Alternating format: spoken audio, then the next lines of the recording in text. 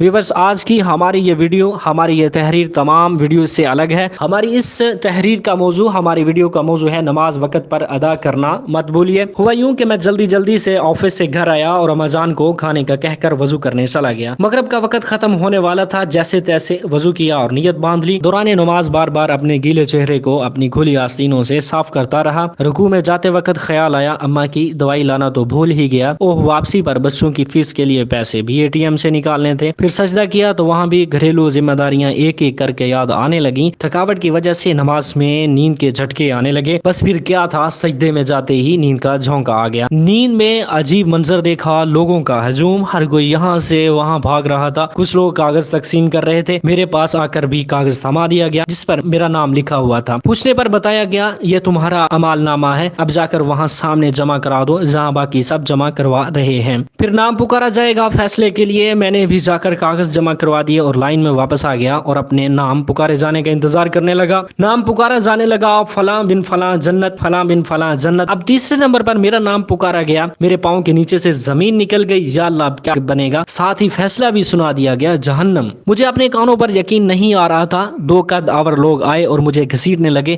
میں پکارنے لگا، رکو رکو، شاید یہ کسی اور کا نام ہوگا، میرا تو جنت والوں میں نام آنا تھا۔ مگر مجھے غصے سے خاموش کروا دیا گیا اور کہا گیا ہمارے ہاں فیصلے میں غلطی کا امکان ہی نہیں۔ مجھے جہنم کی طرف گھسیٹا جا رہا تھا اور میں مدد کی بھیک مانگتا جاتا۔ نہ میں جھوٹ بولتا، نہ دھوکہ فریب دیتا، نہ شراب اور زنا جیسے کام میں ملوث تھا۔ پھر جہنم کیوں؟ مجھے کوئی سننے کو تیار ہی نہیں تھا۔ جہنم کی گرمی مجھے محسوس ہونے لگی۔ اندھیرے گڑھے میں مجھے پھینکنے کو تیار کھڑے تھے۔ پھر اچانک اپنی نماز کا خیال آیا۔ نماز نماز کہاں ہو تم؟ نماز بھی خاموش۔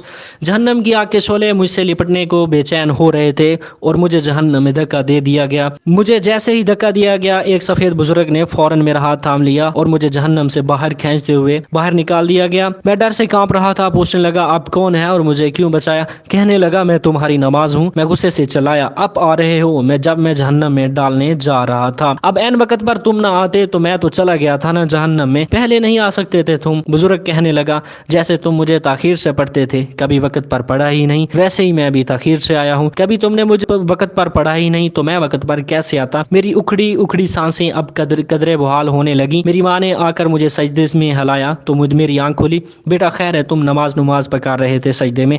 میں حیرت سے خود کو ٹٹولنے لگا کہ میں زندہ ہوں، پسینے سے شرابور۔ ماں کے ہاتھوں کو چومنے لگا، اللہ کا شکر ادا کرنے لگا جیسے مجھے دوبارہ نئی زندگی ملی ہو۔ میں نے پختہ ارادہ کیا آئندہ نماز کبھی قضا نہیں کروں گا، کبھی سستی نہیں کروں گا۔ اب میں جہاں کہیں بھی جاتا ہوں تو وہاں نماز کی فکر رہتی ہے، کان ہر وقت اذان سننے کو تیار رہتے ہیں۔